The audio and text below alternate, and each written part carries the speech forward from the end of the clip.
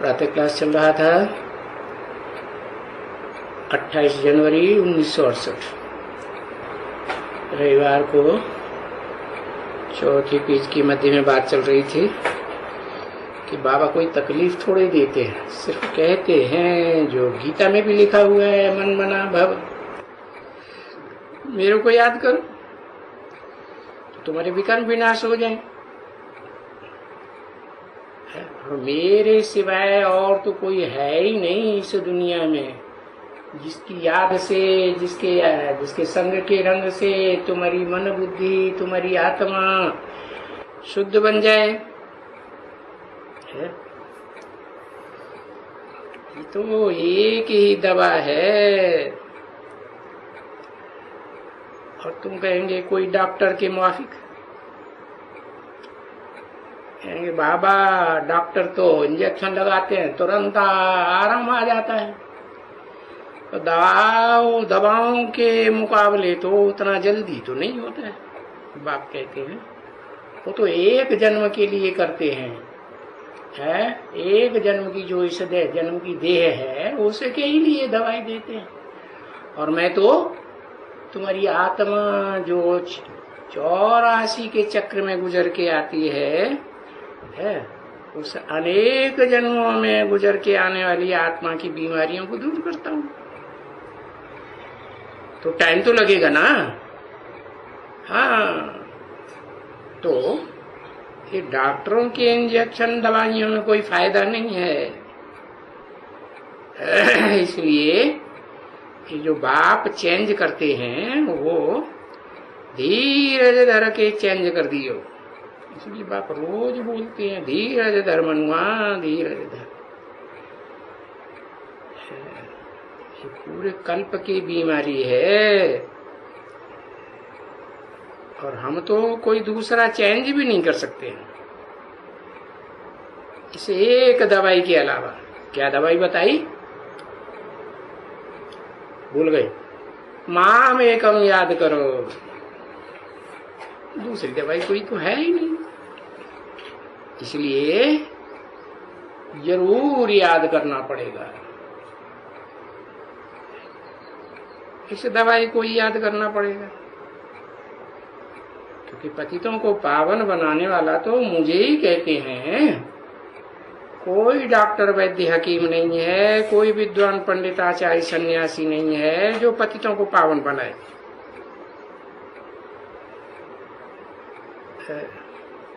और पतित पावन जब भी कहते हैं तो जरूर कोई कृष्ण बच्चे को नहीं कहते हैं जिसकी यादगार मंदिरों में बच्चे के रूप में रखी हुई है।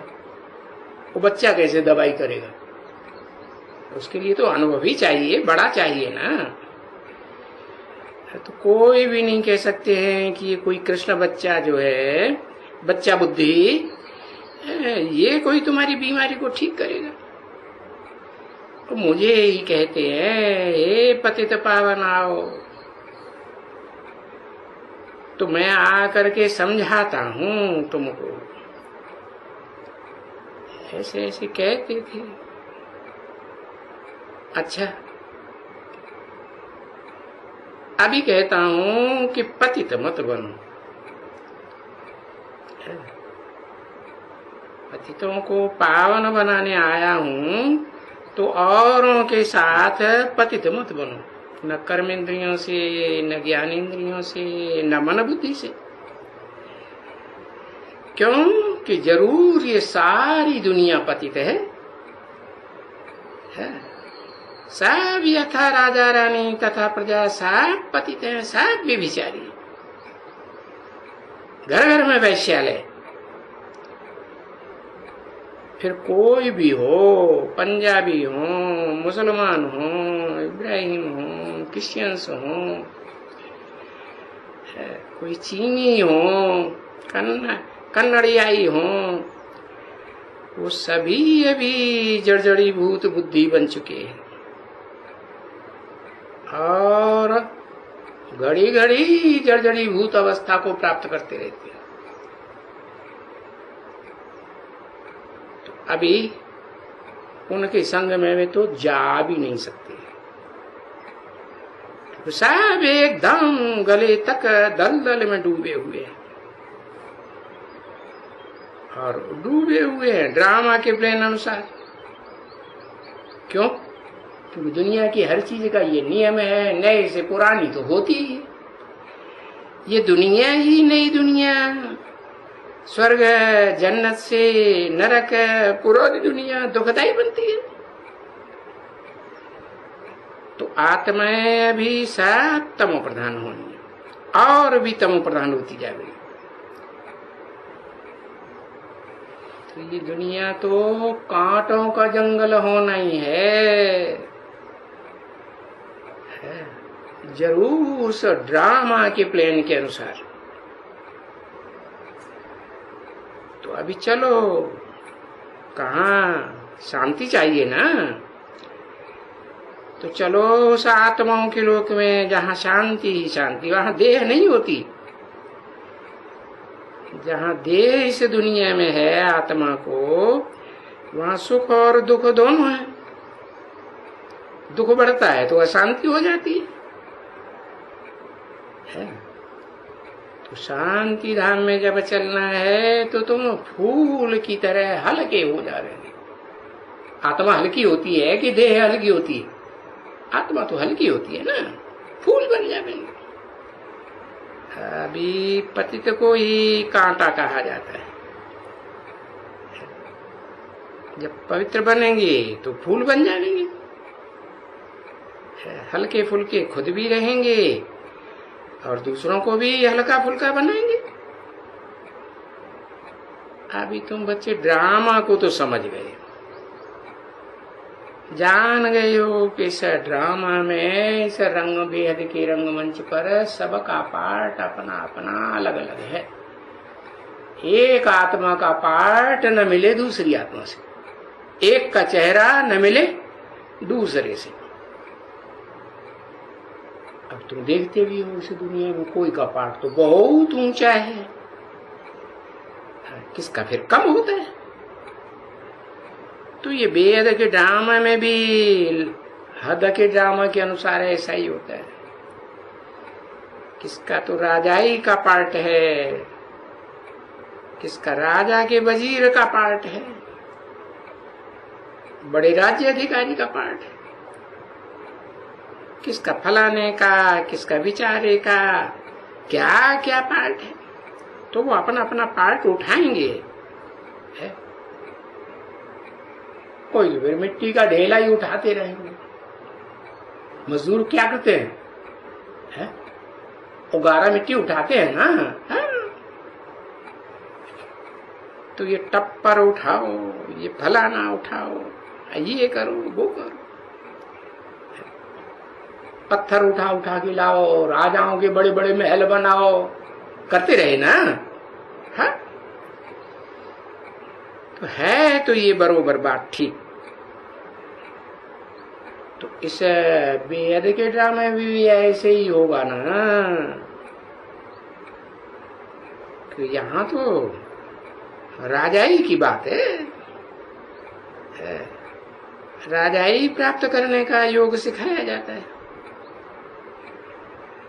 और यहाँ तो राजाई के लिए ही पुरुषार्थ कराया जाता है।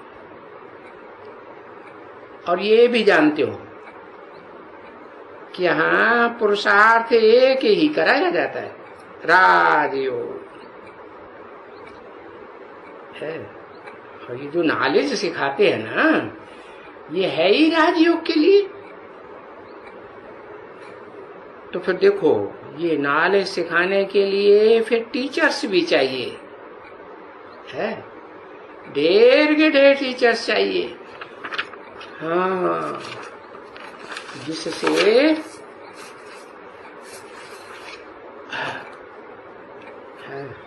वो टीचर्स सीखें और दूसरों को सिखावें। क्या कि भाई किससे योग लगाना है। ऐसे तो नहीं कहेंगे कि बिंदी आत्माओं से योग लगाना है। अब आत्मा सब बिंदी, कौन सी बिंदी से योग लगाना? तो फिर पहचान दी जाती है कि वो सुप्रीम सोल जो ज्योति बिंदु है, है, वो किस मनुष्य तन में आकर के पार्ट बजा रहा है मुकर्रर रूप से, मुकर्रर शरीर में प्रवेश करके। तो ये बात बुद्धि में आना चाहिए ना टीचर के द्वारा। क्या किसके साथ योग लगावे? 28 जनवरी 1968 की प्रातः क्लास का 5वां पेज। ये तो जानते हो कि बाप का भी बच्चा बनता है। तो पहले पहले बाप का बच्चा बनते हो, ठीक है ना बच्चे? अब ये तो है ऊंचते ऊंच बाप। कौन कौन है ऊंचते ऊंच? अरे वो ऊपर वाला है, बिंदी निराकार है। ऊंचते ऊंच और नीचे नीचे से दुनिया की बात है कि ऊपर की आत्मलोक की बात है। वहां तो ऊपर नीचे ऊंचा नीचा कोई होता ही नहीं। तो देखो, जब बाप के बच्चे बनते हो और पढ़ते हो तो फिर इस दुनिया के दुख दर्दों से तुम पूरी मुक्ति पाते हो, छुटकारा मिल जाता है। तो ये बाबा भी है, अभी ये टीचर भी है। और ये जानते हो कि टीचर से ऊंचा होता है गुरु। तो ये बाबा गुरु भी है, बाप भी है, टीचर भी है, गुरु भी है। और तीनों ही इकट्ठे मिले हुए हैं तुमको। तो वो बाबा जो बाप टीचर सदगुरु तीनों का पार्ट बजाते हैं, वो हमको गति और सदगति में ले जाने वाले हैं। बाकी ऐसे नहीं समझना ये ब्रह्मा और ब्रह्मा कुमार कुमारियां, ये कोई गति सदगति में ले जाएंगे नहीं। यह दुनिया के जो भी विद्वान पंडित आचार्य सन्यासी हैं, वो गति सदगति में ले जाएंगे।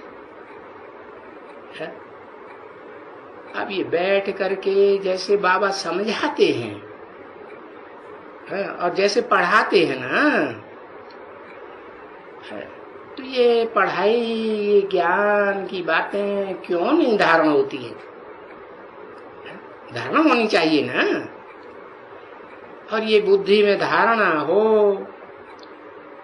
कि बाबा जो अभी बताते हैं, समझाते रहते हैं,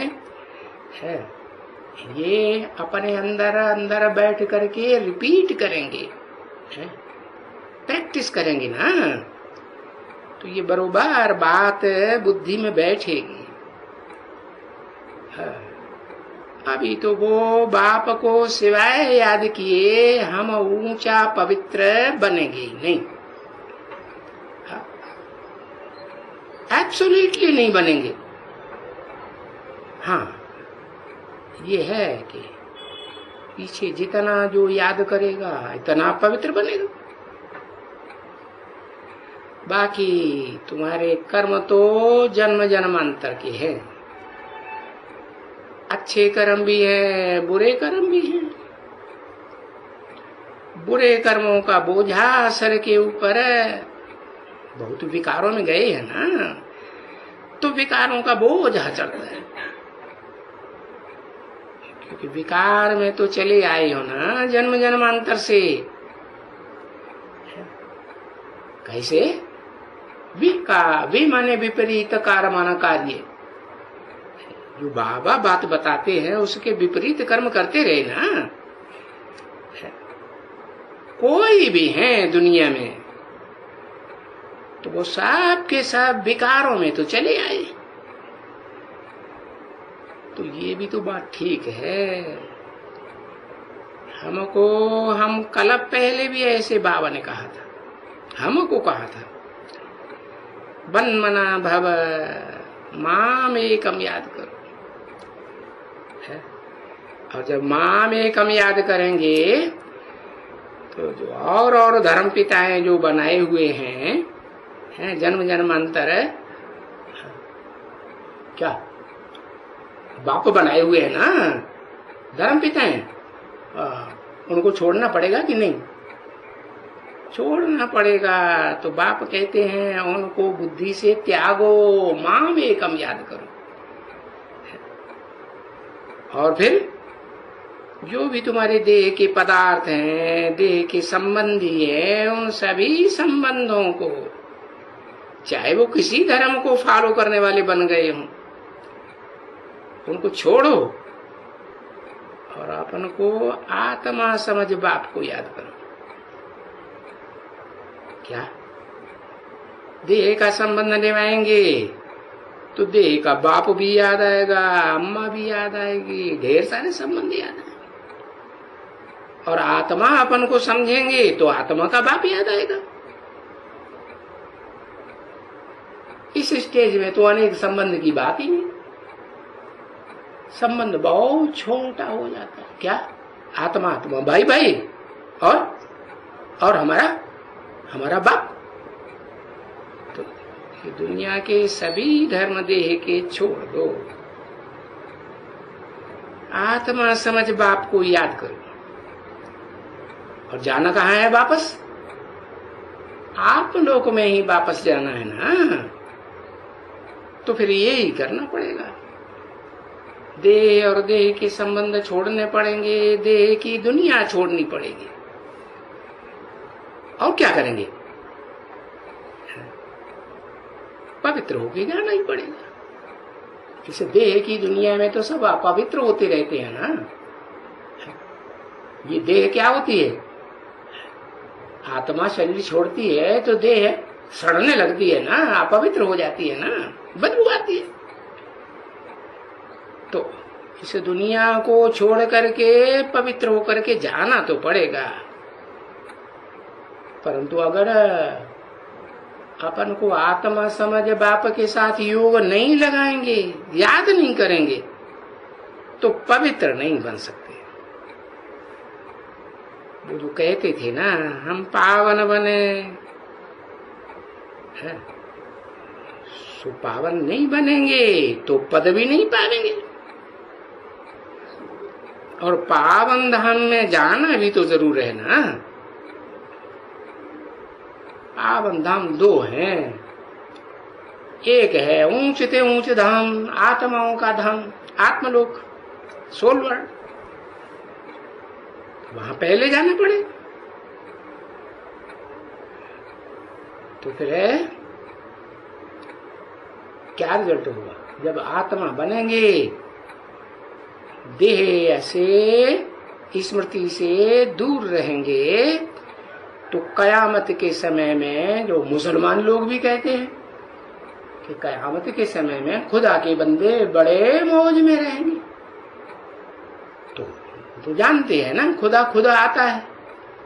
फिर भी देखो कितना याद करते रहते हैं, 5 बार याद करते हैं। हिंदू वो भी ध्यान मंजीरा बजाते रहते हैं, कीर्तन करते रहते हैं। अभी बाप कहते हैं कि ये कयामत का समय है, ये मनुष्य गुरुओं की बताई हुई बातें साफ छोड़ दो। अब तो कयामत के समय में अगर पवित्र नहीं बने तो फिर सजाएं खा करके वापस जाना पड़ेगा। इसको कहा जाता है सेग्रीगेशन, इसको कहा जाता है। जहां से आए हैं वहीं जाना है, तो फिर खुशी खुशी जाना है ना। जबकि तुमने खुद ही बुलाया है कि हे प्रभु आकर के हम पतितों को पावन बनाओ। तो मैं युक्ति बताता हूं कि तुम ऐसे पावन बनेंगे। कैसे बताया? अपन को आत्मा समझो और देह के संबंधों को छोड़ दो। ये पुरुषार्थ करेंगे। पुरुष माने आत्मा, आत्मा के लिए प्रयास करेंगे बनने का। तो ऐसे ही ले जाएंगे क्या? जैसे तुम पतित हो,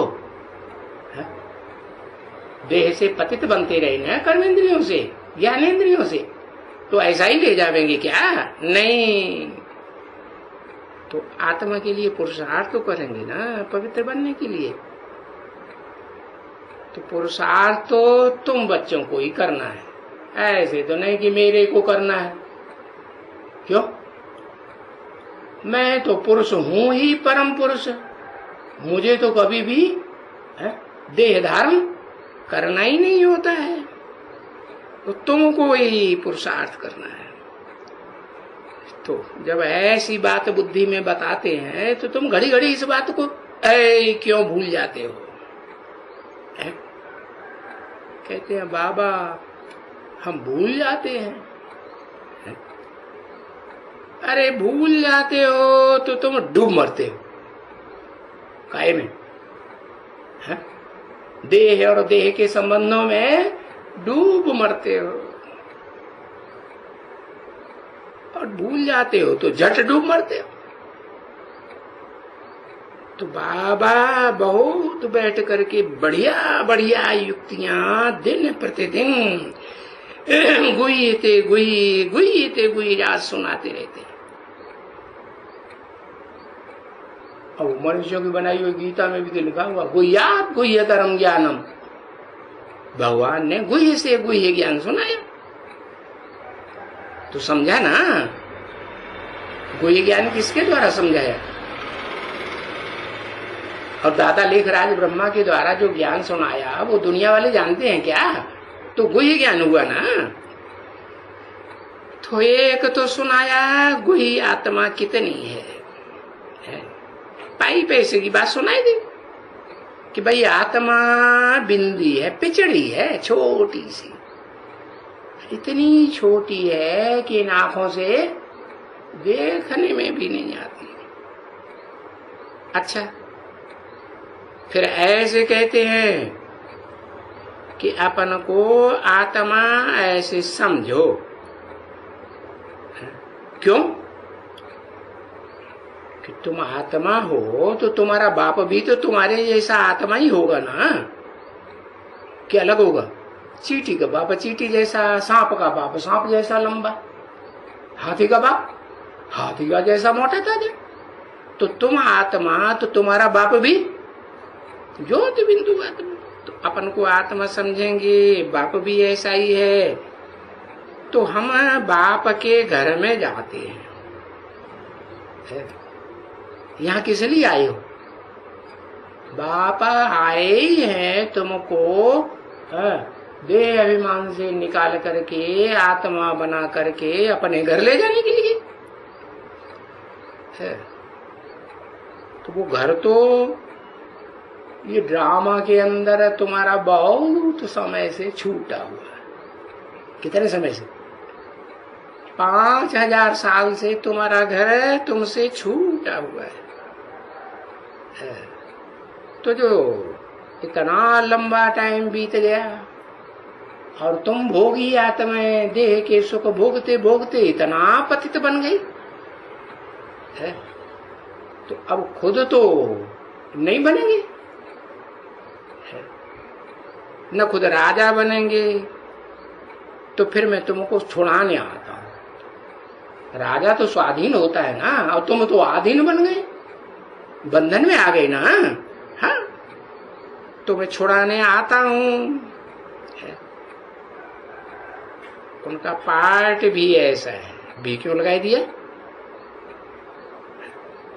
मेरा भी पार्ट ऐसा है। क्या? कि तुमको छुड़ाने के लिए आता हूं। और उनका पार्ट है किनका? जो मनुष्य सृष्टि का बाप है, जो मेरे समान बनता है, उसका भी ऐसा ही पार्ट है। जब तुम दंदल में फंस जाते हो बहुत, तो फिर एक तो जरूर चाहिए ना तुमको निकालने वाला।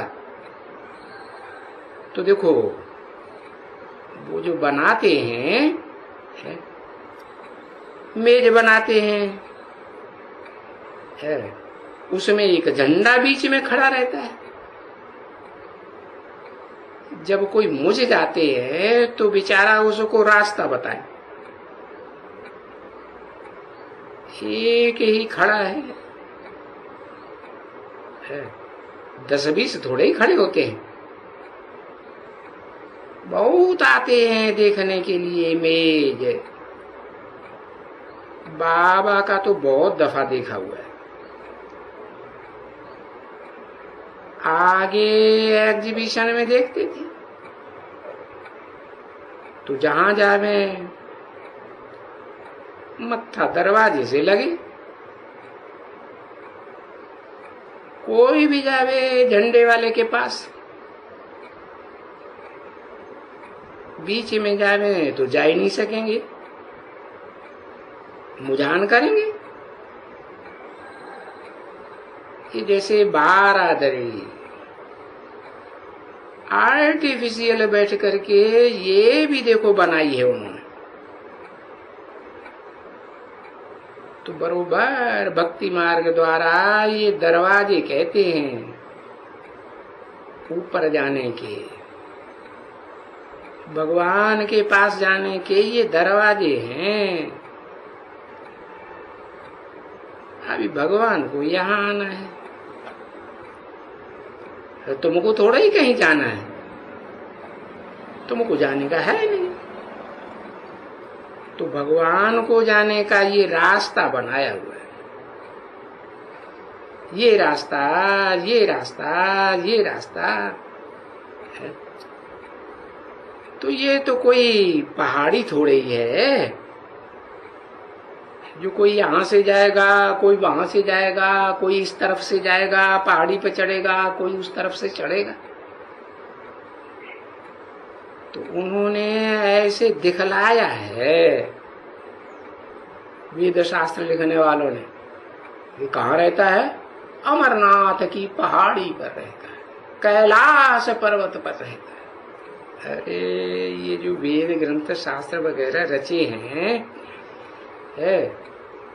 ये सभी रास्ते भगवान के साथ मिलने के निकाले हैं। अभी ऐसे करने से कोई मिल सकेंगे क्या? या अभी तक कोई मिले हैं इन वेद शास्त्रों को पढ़ने से? कैसे मिलेंगे? पढ़े, ये आत्मा पढ़ती रहती है, आत्मा पढ़ती है तो वो तो पतित पावन है। पतितों को पावन बनाने वाला वो तो पतित बनता नहीं है। तो दिन प्रतिदिन ये आत्मा पतित बनती गई है। तो पतित कैसे जाएगा वापस? है?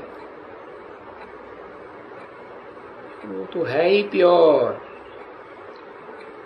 वापस ले जाने वाला, तो सदा प्योर है। मुक्ति जिसको कहा जाता है वो शरीर से भी सदा मुक्त है।